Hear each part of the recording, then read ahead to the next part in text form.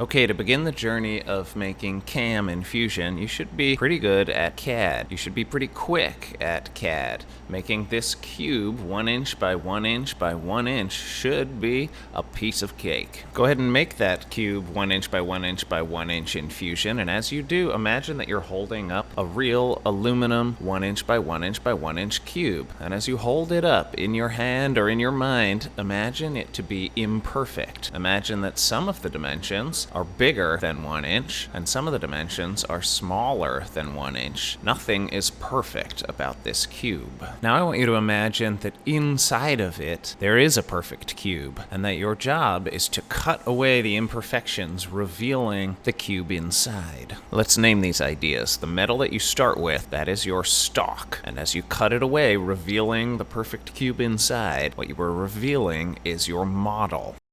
Let's look at these ideas of stock and model in Fusion. This cube that you've got right here that you created, that is your model. It is your perfect conception of some 3D geometry that you are going to reveal by cutting away at your imperfect stock. Where does Fusion hide the stock? Well, to see it, we've got to get from CAD, computer-aided design, to CAM, computer-aided manufacture. Come on up to your design workspace and change it to your manufacturing workspace. Click on the setup menu and choose new setup, and look at what we get. Do you see the translucent box surrounding our model? That is Fusion's representation of our stock. And over here in our setup parameters, you can see a tab for the stock. And if you look at the stock dimensions, you can see a problem with our setup. All of my dimensions are bigger than 1 inch. They are bigger than my actual piece of metal. Even the big dimension of my stock only measured at 1.017 inches. It's not big enough. So what do? Do you go hunting for a bigger piece of metal? Maybe down the road, but for now, no. Start with the metal that you've got and adjust your design to fit it. The first step in that process is to understand where these numbers come from. Look above at these parameters. Notice how your stock mode is set to relative size box. And in the icon itself, there's a little clue. Do you see the gray cube inside of the translucent box? That's your model inside of the stock. Next, look at this stock offset mode. Fusion is going to add stock to the sides and the top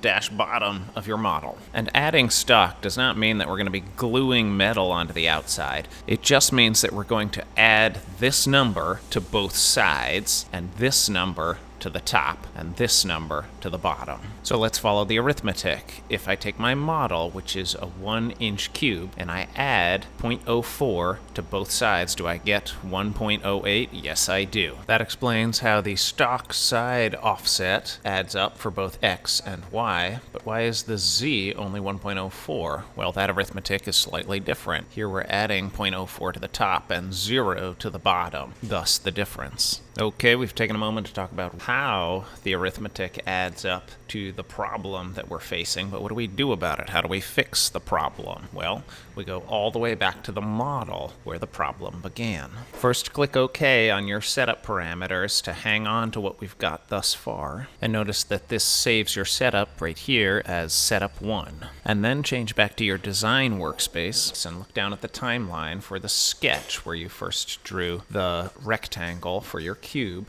and double click on the sketch to edit it, and look at these two dimensions at 1.0 inches. That's too big. It's not going to fit inside of our 1 inch stock, so let's make it smaller. Let's make it 0.9 inches by 0.9 inches. Go ahead and finish the sketch and tidy up the one remaining axis, the z-axis. That's here in this extrude operation, so double click on that and change the extrude distance to 0.9 inches.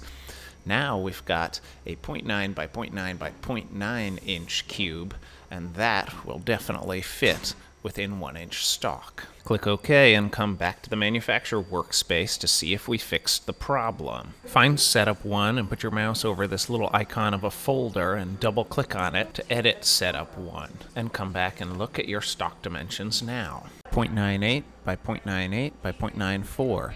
This is going to work. My smallest measured dimension was about 0.96, and in Fusion, I'm saying that I need at least 0.94 inches of metal. So I can answer the question, do I have enough metal, in the affirmative. For each of my dimensions, I have a little bit more metal in reality than what I'm saying I have in Fusion. So why didn't I have you just make a 0.9 by 0.9 by 0.9 inch cube to begin with? Why the back and forth? Well, I want you to get comfortable with going back to the design workspace and then forward to the manufacturer workspace, because as a beginner you're going to be doing this a lot, and I want you to start to see how the changes you make back in the design have the potential to ripple forward all the way through your manufacturing workspace at any step of the journey.